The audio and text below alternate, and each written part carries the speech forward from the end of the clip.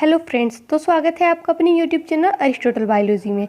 और आज का आपका टॉपिक है ऑर्गेनिज्म एंड इन्वायरमेंट, जो आपकी इकोलॉजी से रिलेटेड है। तो चलिए फिर बात करते हैं आज के इस टॉपिक के बारे में। तो सबसे पहले हम बात करेंगे इन्वायरमेंट क्या होता है। तो जो स्टडी होती है इन्वायरमेंट की वही क्या होती है, ecology.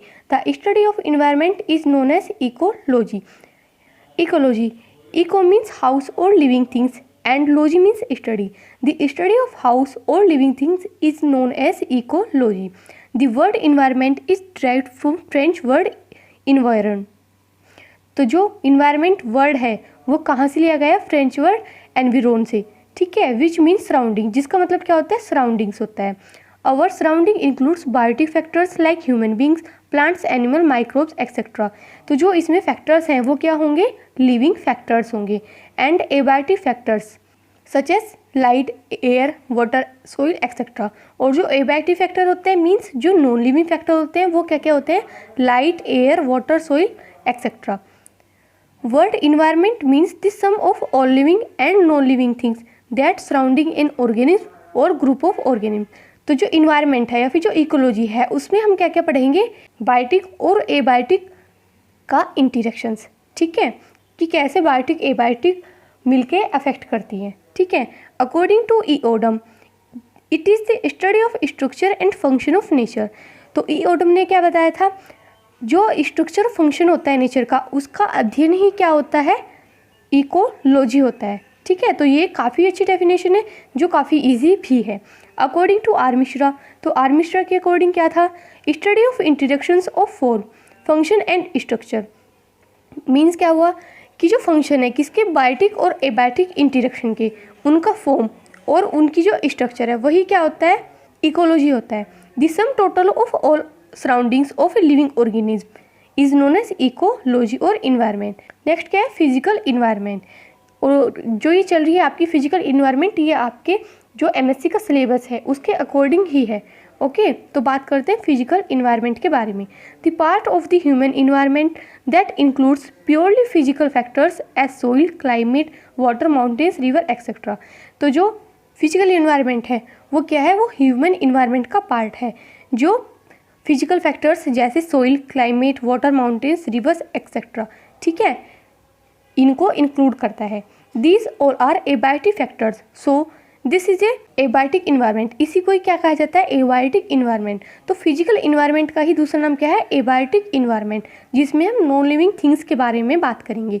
Physical environment includes both your outsider और आउटडोर एंड इंडोर सराउंडिंग्स। तो इसमें आपकी जो फिजिकल, लाइक इसमें आपकी जो घर के अंदर की चीज़ें और जो घर के बाहर की वस्तुएं हैं उन सब का भी एक तरीके से कंक्लूड होता है, फिर इंक्लूड्स हम उनको भी कर सकते हैं। The physical environment include both the natural environment and the human made environment। तो जो फिजिकल है उसमें हमारा नेचुरल इन्वायरमेंट भी आ सकता है और ह्यूमन मेड इन्वायरमेंट भी आ सकता है। नेक्स्ट क्या है हमारा, बायोटिक इन्वायरमेंट। आप यहाँ से इस टर्म से रिलेट कर पा रहे होंगे, बायोटिक मीन्स जो लिविंग थिंग्स है उन सब का इन्वायरमेंट, ओके। तो इसमें क्या है, ecosystems contain both biotic and abiotic factor. जो इकोसिस्टम है वही हमारा क्या होता है, बायोटिक और एबायोटिक फैक्टर्स को रखता है। Biotic factors are the living parts of an environment. जो बायोटिक फैक्टर्स है वो लिविंग पार्ट होते हैं किसी भी इन्वायरमेंट का, और जो नॉन लिविंग होते हैं जैसे टेम्परेचर, लाइट एक्सेट्रा, वो क्या होते हैं, नॉन लिविंग पार्ट्स होते हैं या नॉन लिविंग फैक्टर्स होते हैं। तो लिविंग में क्या क्या आ जाएगा, plants and animals. Biotic environment consist of all living things in an ecosystem. तो जो बायोटिक इन्वायरमेंट है वो अपने आप में लिविंग थिंग्स को रखता है। बायोटिक कंपोनेंट हमारे क्या क्या हो सकते हैं उसके बारे में बात करते हैं। Biotic components are living organism with in a part और पर्टिकुलर इकोसिस्टम। जो बायोटिक कंपोनेंट्स होते हैं वो पर्टिकुलर इकोसिस्टम रखते हैं, जैसे they include producer, consumer and decomposer. Producer क्या होते हैं, जो किसी चीज़ को जैसे प्रोड्यूस करते हैं, ठीक है। तो प्रोड्यूसर में क्या आ जाएगा, प्लांट्स, क्योंकि आप डायरेक्ट और इनडायरेक्ट वे में प्लांट्स पे ही डिपेंड करते हैं, ठीक है। तो ये क्या है हमारे प्रोड्यूसर। इनका एक दूसरा नाम क्या होता है, autotrophs. Auto means self and tropes means food. तो जो अपना फूड खुद से बनाते हैं वो क्या होते हैं, प्रोड्यूसर होते हैं, उन्हीं को हम ऑटोट्रोप्स ही बोलते हैं, जैसे प्लांट्स। कंज्यूमर क्या होते हैं, जो प्रोड्यूसर पे डिपेंड होते हैं अपने फूड के लिए, जैसे heterotrophs. Hetero means different, trophs means food, ठीक है, जो औरों पे डिपेंड होते हैं अपने फूड के लिए, वो क्या होते हैं, हेटरोट्रोप्स होते हैं।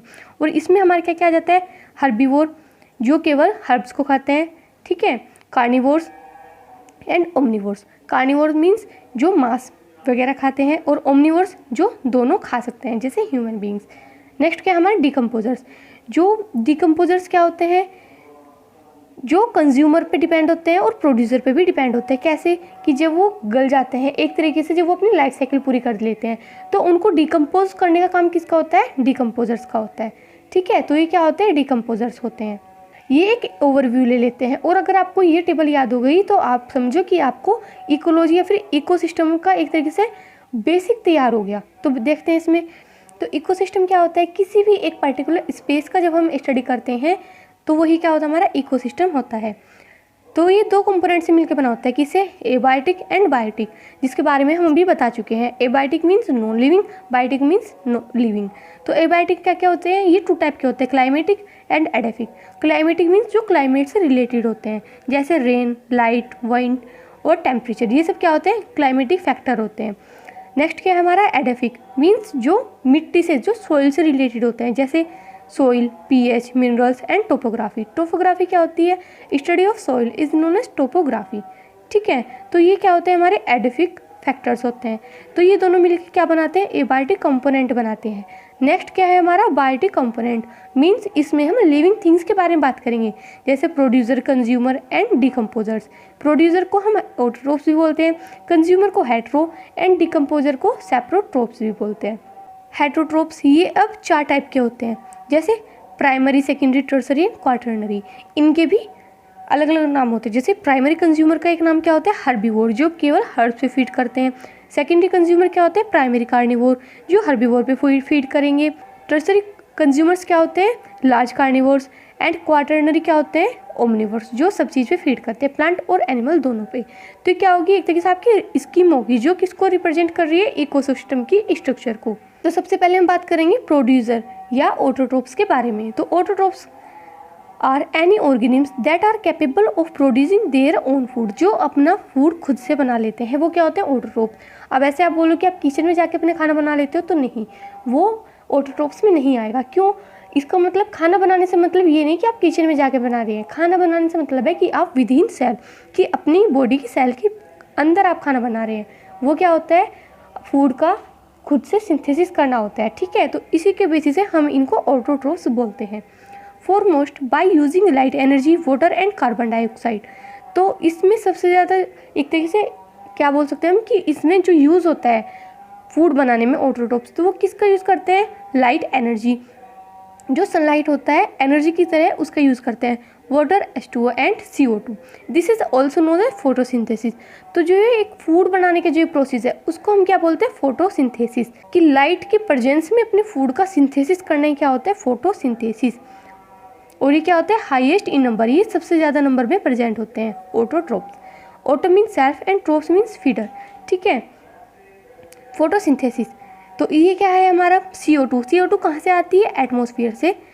ठीक है, वो कौन एब्जॉर्ब करता है, प्लांट की लीव्स एब्जॉर्ब करती है बाय स्टोमेटा। ठीक है, और जो लीफ है उसमें क्या प्रेजेंट होता है, क्लोरोफिल, जो किसको कैप्चर करता है, सनलाइट को। नेक्स्ट हमारा क्या है, जो इसमें रिएक्टेंट क्या यूज़ होता है, H2O, जो कहाँ से जाता है प्लांट में, बाय रूट्स। ठीक है, जो सोइल से जाएगा प्लांट में।